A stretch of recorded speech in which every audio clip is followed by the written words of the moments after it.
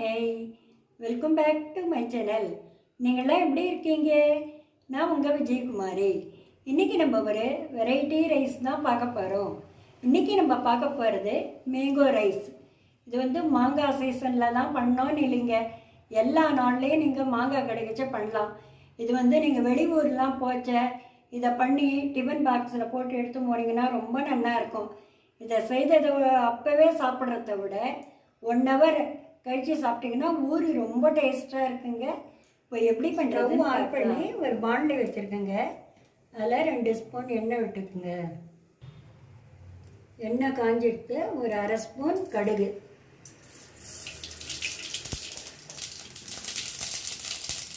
ஒரு 1/2 ஸ்பூன் கடலைப்பருப்பு,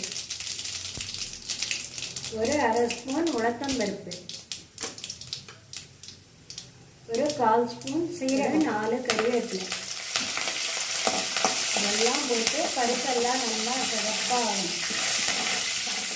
ஒரு நிறமாக ஆனால் தான் நல்லா டேஸ்ட்டாக இருக்கும். இதில் ஒரு வரமிளகாவை 2ஆக கிள்ளி வச்சுருக்கேன், அதை போட்டுக்கலாம்.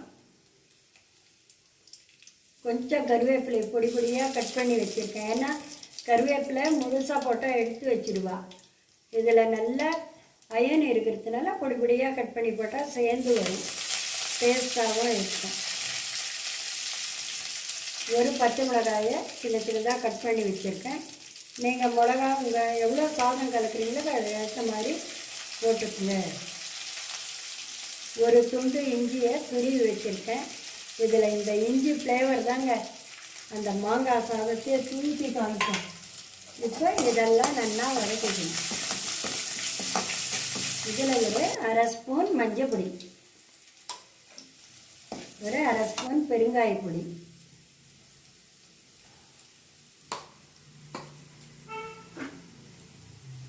இதெல்லாம் போட்டு மிக்ஸ் பண்ணி விட்டுட்டு ஒரு மீடியம் சைஸில் பெங்களூரா மாங்காய், அதாவது கிளிமூக்கு மாங்கான்வா, அதை எடுத்துகிட்டு இருக்கேன். நீங்கள் வந்து இந்த மாங்காய் எடுக்கச்சு தோல் சீவிட் பண்ணிங்க. அதை விட தோல் சீவாமல் பண்ணால் இன்னும் அந்த மாங்காயோட ஃப்ளேவர் ரொம்ப நல்லா இருக்கும். அதை வந்து நல்லா அந்த கொப்பரை துருவல் இருக்க அதில் துருவி வச்சுக்கோங்க. இது வந்து இனிப்பும் புளிப்பும் இருக்கிற மாதிரி. ஒரு புளிப்பு மாங்காய் போட்டிங்கன்னா சாதம் ஒரு புளிப்பாக இருக்கும். இனிப்பும் புளிப்பும் இருக்கிற மாதிரி சேர்த்து இருக்கிற மாதிரி மாங்காய் வாங்கிக்கோங்க, வாங்கி துருவிக்குங்க.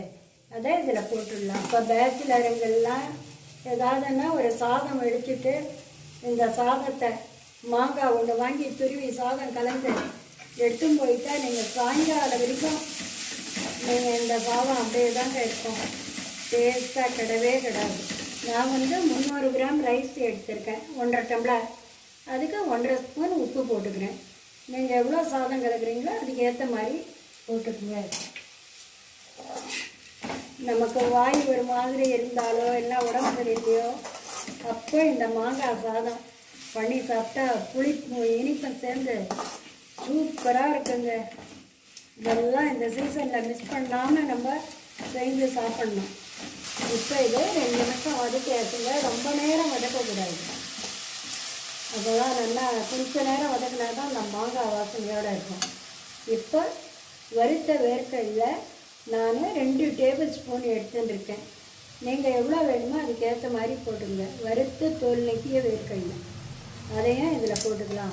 இதை முதல்ல தாளித்து கொட்டச்சு நீங்கள் போடலாம். அப்போ போட்டால் கொஞ்சம் சாஃப்டாகிடும். இப்போ போட்டிங்கன்னா அது கருக்குன்னு சாப்பிட நல்லா இருக்கும், மொறு. இப்போ வதக்கியாச்சுங்க. இதில் இந்த பாருங்க 300 கிராம் ரைஸ் எடுத்து அதை க்ளீன் பண்ணி ப்ரெஷர் குக்கரில் 4 விசில் விட்டு அதில் 1 ஸ்பூன் எண்ணெய் விட்டு இதை மாதிரி உதிராக வடித்து வச்சுருக்கேன். எப்படி இருக்குங்க பலன்னு. 1 ஸ்பூன் எண்ணெய் விட்டு வடிச்சிங்கன்னா உதிராக இருக்கும். அதை ஆற வச்சு வச்சுருக்கேன். அந்த சாத்தை இதில் போட்டுக்கணும்.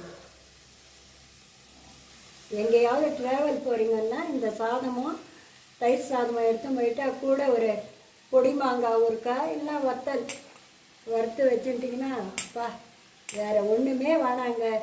வீட்டுக்கு எடுத்து போனால் ஆரோக்கியமாக, அதுவும் நம்ம வீட்டில் இருக்க பொருளை வச்சியே நம்ம எடுத்து போனோம்னா ஏதாவது ஒரு டிஃபன் பாக்ஸுக்கு உணவு உடம்புக்கும் நல்லது, ஆரோக்கியமாகவும் இருக்கும். இப்போ இதை நல்லா மிக்ஸ் பண்ணி விட்டுக்கலாம். தீயை ஸ்லோவில் தாங்க வைக்கணும், இல்லை சாதம் உடஞ்சிடும். நல்லா ஃபுல் சிம்மில் வச்சுட்டு நான் மிக்ஸ் பண்ணி விட்டுக்குங்க. இப்போ இதெல்லாம் நல்லா மிக்ஸ் ஆகிட்டுங்க. அவ்வளோதாங்க. இப்போ கேஸை ஆஃப் பண்ணிடலாம்.